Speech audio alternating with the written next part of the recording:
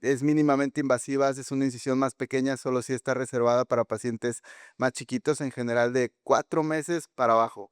Ya después de 4 meses es más difícil lograr una buena remodelación, entonces si es un diagnóstico temprano, podemos valorar el uso de técnicas mínimamente invasivas, pero en general la técnica abierta es la más utilizada, sobre todo para cráneos sinostosis que tienen más de una sutura afectada o son deformidades craneales mayores o más significativas.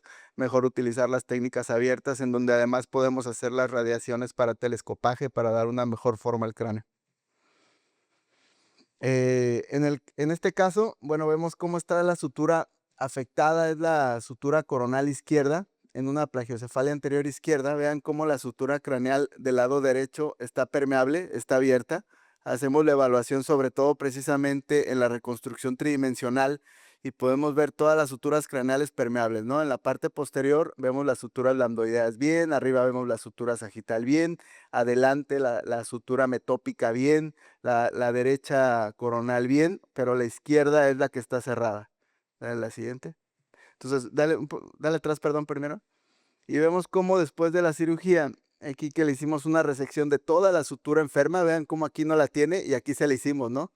Esa fue una técnica endoscópica y hacemos dos pequeñas incisiones y conectamos el terium, que es la articulación lateral entre el hueso temporal, el ala mayor del esfenoides, el frontal y el parietal. Hacemos la conexión de la sutura sagital hacia abajo, una sutura nueva, digamos, como para liberar la presión que está ocasionando esta enfermedad.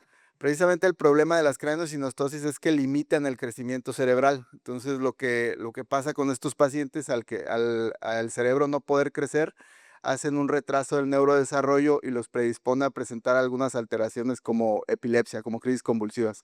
Entonces, el diagnóstico temprano y el tratamiento temprano hace que el pronóstico funcional sea bueno si se le da un buen espacio al cerebro en el momento adecuado. En general, antes del año tienen muy buen pronóstico, antes de 6 meses incluso aún mejor, ¿vale?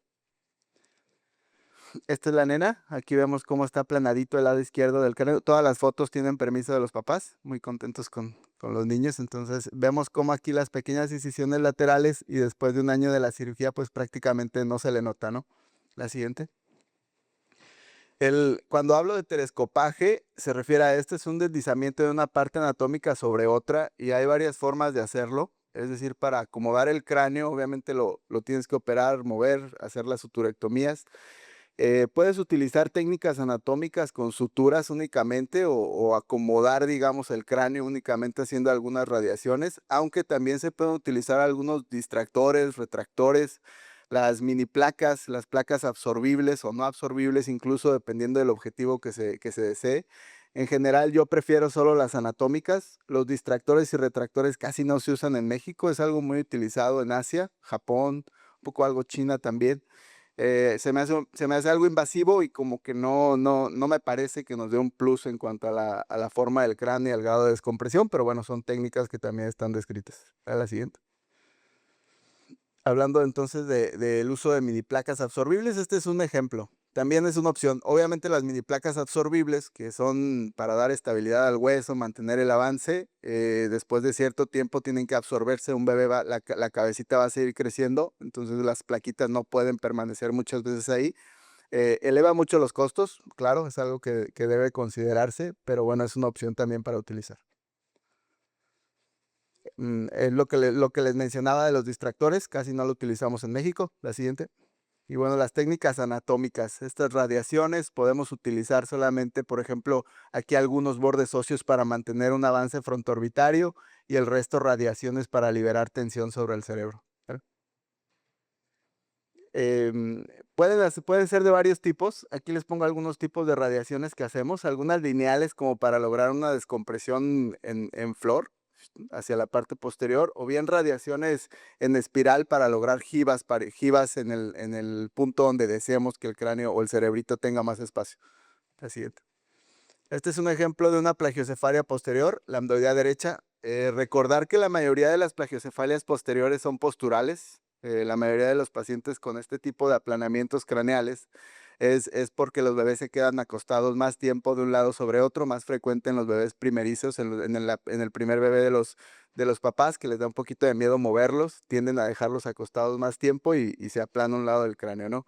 La forma orienta, obviamente la exploración influye, hay que saber diagnosticarlos, hay que ver si tienen sutura o no, y la forma del cráneo y la forma en la que compensa orienta el diagnóstico. En este caso sí era una plagiocefalia secundaria, una craniosynostosis lambdoidea derecha, y vemos el tipo de incisión que se realiza. La bebé ya tenía 7 meses, no es buena candidata técnica endoscópica, sino una técnica abierta.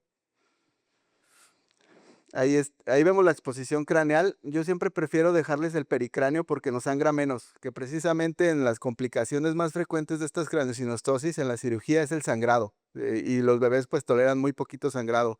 10, 15 mililitros ya se tiene que compensar porque hacen bajas de hemoglobina, síndromes anémicos más fácil. Entonces preservamos pericráneo, descubrimos las suturas donde vamos a trabajar. Dale. Y bueno, hacemos la suturectomía enferma. De todas maneras, para completar una buena descompresión posterior, siempre amplío un poco hacia el otro lado y hacemos las radiaciones en espiral en el segmento donde teníamos el aplanamiento, como para lograr una buena jiba, comparativamente una jiba que se parezca, digamos, al otro lado del cráneo. ¿Vale? Ujú. Ahí vemos cómo funcionan las radiaciones en espiral. Quedan así como un raidolito y levantan el cráneo, ayudan a dar la jiba parietal. Vemos aquí la imagen tomográfica preoperatoria. Vean cómo está ahí presente la sutura sagital. Vemos la sutura lambdoidea izquierda presente, pero borrada totalmente la sutura lambdoidea derecha. Entonces la paciente, por eso tenía la deformidad craneal marcada en ese lado. Y en la tomografía postquirúrgica, pues vemos cómo desde inmediatamente, ¿no? Empieza a compensar ahí el cerebrito trata de crecer. Entonces, si tú le das espacio con la remodelación craneal, va a crecer hacia donde le des espacio. De ahí la importancia de planear hacia dónde hacerle las suturectomías y a dónde hacerle las relajaciones en las jibas parietales. Esa tomografía es después de 3 meses de cirugía, ya con algunos núcleos de osificación, pero ya con una forma muy parecida al cráneo del otro. ¿Vale?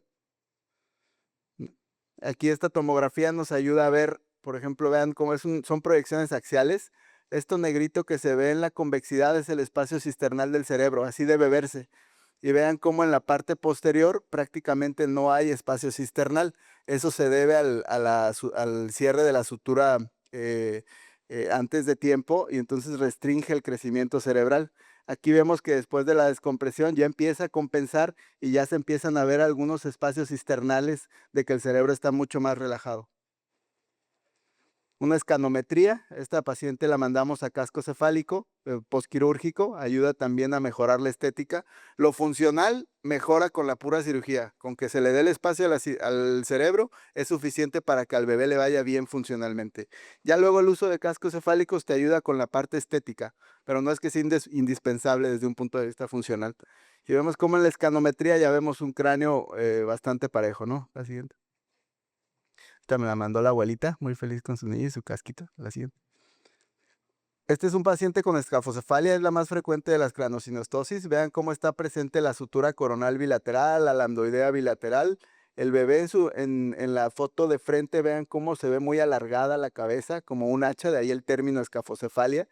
La incisión hay que preferir que siempre sea bastante posterior para que cuando les crezca el cabello no se les note. Son incisiones que si las haces en un sitio adecuado, pues bueno, prácticamente no se les nota en la adultez. La siguiente. Igual descubrimos la sutura enferma, pero siempre hacemos unas proyecciones de la suturectomía lateral, anterior y posterior, con el objetivo de que el relajamiento parietal compense o ayude mucho más a la expansión del cerebro hacia los lados. La siguiente. Aquí vemos las radiaciones en espiral que les comentaba para formarle las jibas parietales de los dos lados, la suturectomía en la parte posterior. Y bueno, quitamos más o menos un bloque de 2 centímetros, pero ya luego el propio cerebrito luego empieza a buscar espacio y ese segmento de 2 centímetros que quitamos se vuelve 4 centímetros, el doble de que ya está relajado el cerebro. La siguiente. Aquí vemos las comparativas posquirúrgicas de frente. Vean cómo las radiaciones hacen su trabajo prácticamente desde la tomografía posquirúrgica inmediata. Muchas veces estos nenes también tienen algo de restricción frontal, por eso las radiaciones lineales hacia la parte anterior. Y vean la comparativa de ambas. ¿Dale? Hacia los lados. importante llegar hacia la parte de las articulaciones del hueso temporal para lograr esa buena descompresión bilateral al asterion y alterion, ¿vale? Y bueno, aquí vemos, ¿no? La comparativa sin givas y con givas, ¿vale? El cambio de este bebé fue rapidito, un cráneo muy estrecho y vean como ya redondito, ¿vale? Una trigonocefalia, digo, aquí traigo varios tipos de craneosinostosis, en este caso es el cierre prematuro de la sutura metópica, igual, ¿no? Su preparación quirúrgica, una incisión, incluso cuando son problemas anteriores, haces la incisión bien posterior para que estéticamente no se les note ya cuando van creciendo. ¿Vale? Vean cómo el piquito, por eso trigonocefalia, se les cierra antes de tiempo la sutura metópica y se les hace la cabecita en forma de triángulo. Es la sutura enferma ya descubierta. Y bueno, lo mismo, ¿no? Hacemos la suturectomía, unimos los dos frontales y hacemos las radiaciones en espiral hacia las jivas frontales en este caso. A diferencia de las previas donde poníamos atención a las jivas parietales, en este caso le echamos ganas aquí a las frontales, que son las que estaban aplanadas. Y bueno, esa es la comparativa, ¿no? Pre y post quirúrgica. Aquí muy evidente lo que yo les menciono del cerebro, ¿no? Prácticamente muy poco espacio ahí frontal, muy limitado los lóbulos frontales en cuanto a su crecimiento. Y ya después de la cirugía, como el propio cerebro hace su espacio y se relaja para tener una anatomía normal, e igual es lo que mejora la función de esto, el pronóstico funcional de estos pacientes. Una braquicefalia posterior. Este paciente tiene la clásica cierre de varias suturas, la parte posterior de la sutura sagital, la parte medial de ambas suturas lambdoideas en un tipo Mercedes-Benz. Si se fijan, es como la marca de Mercedes-Benz, el sitio donde está cerrado. Esos hoyitos que ustedes ven en la tomografía se llama craneolacunia y se forman por hipertensión intracraneal crónica. El hueso se va adelgazando porque el cerebro lo adelgaza con la presión, trata de crecer hacia ese sitio, entonces ocasiona que se formen esos pequeños lagos óseos que se llama craneolacunia. Dale la siguiente. Entonces le hicimos la suturectomía en Mercedes-Benz, precisamente le quitamos toda la sutura sagital, ambas lambdoideas y le formamos su jiba parietal con las radiaciones en espiral. La siguiente. Y bueno, esa la pre y la postquirúrgica, promoviendo el crecimiento hacia la parte posterior, ¿no? Inmediatamente desde la postquirúrgica se empieza a ver cómo el cerebrito empieza a levantar las radiaciones para formar sus jivas parietales. Ahí vemos, ¿no? La comparativa, vean cómo el cerebro ya lo empuja, ya quería crecer para allá, ¿vale? Entonces vean la comparativa anatómica, esta cerebral, hasta donde está el cerebrito, lo gris.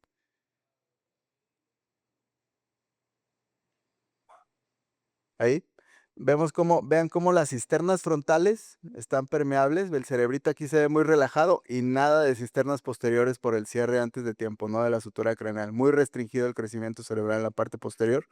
Y vean cómo acá ya en la posquirúrgica pues está lleno de pliegues cerebrales, ¿no? Ya con mucho espacio el cerebro, un cerebro relajado. Aplanadito y ya como va formando después de un año bueno, como unos 8 meses fue esa comparativa. También la carita como que les cambia. Él obviamente como tenía cerrado atrás, pues trata de compensar hacia la frente. Entonces la frente se les abomba. Bueno, ya la siguiente. Una sindromática polisuturaria, en este caso una nena con muchas suturas enfermas, bueno, varias suturas enfermas, la metópica, ambas coronales y ambas temporoparietales. Entonces el único sitio donde le quedó para crecer fue hacia arriba. El término turricefalia, cuando ustedes lo escuchen, es más una forma que un tipo de craneosinostosis. Es la forma que adopta el cráneo, pero secundaria a una craneosinostosis multisuturaria. La mayoría de las veces las multisuturarias, cuando son varias suturas afectadas, se asocian a síndromes. Esta nena tiene un síndrome de Noonan, que se caracteriza también por un poquito de problema en retraso del neurodesarrollo, una ptosis palpebral y algunas otras alteraciones, pero en general nosotros nos enfocamos a la parte quirúrgica, la descompresión cerebral. Prácticamente le tenemos que quitar o despegar toda la parte del supercilio, ambos huesos frontales y reconstruírselos ahí con diferentes tipos de radiaciones, promoviendo el crecimiento lineal hacia la parte posterior, hacia las jivas frontales y un avance frontoorbitario, ¿no? Porque está aplanado, digamos, el supercilio. Entonces le avanzamos de esta manera por medio de suturas en anatomía propia de la bebé. Bueno, pre y postquirúrgica, vemos como el avance frontoorbitario, más o menos de 1,5 cm, para formar algo de borde superficial, las cejitas y la descompresión bifrontal. Un año de la tomografía, ya con bastantes lagos óseos, vean cómo ya se va osificando, pero preservando el avance y la forma del cráneo. Que una posquirúrgica temprana y ya después como de un par de años, ya crecidita la bebé. Esta es la más grave de las craneosinostosis, una oxicefalia, que es el cierre prematuro de todas las suturas craneales. Y vemos cómo este bebé pues tiene craneolacunia generalizada, una hipertensión intracraneal crónica severa e incluso algo de exoftalmos secundarios a que el cerebro está empujando para todos lados, tratando de crecer, pero muy restringido en el crecimiento cerebral.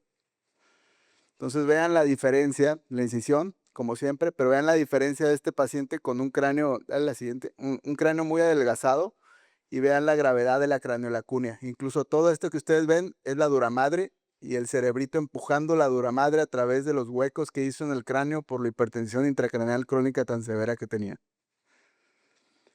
Estos pacientes hacemos unas descompresiones más amplias. No es posible hacer radiaciones lineales o en espiral porque prácticamente el hueso está afectado, pero sí una descompresión amplia. Incluso algunas veces con estos pacientes es necesario hacer una bovedectomía, quitar todo el cráneo y esperar a que osifique con el tiempo.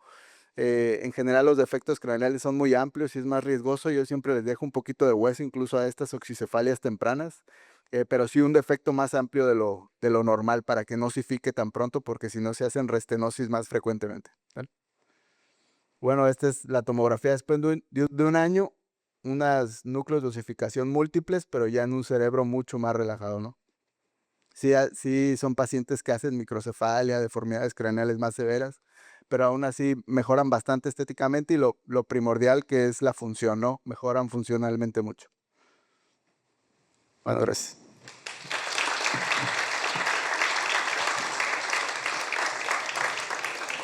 Sí, no, gracias.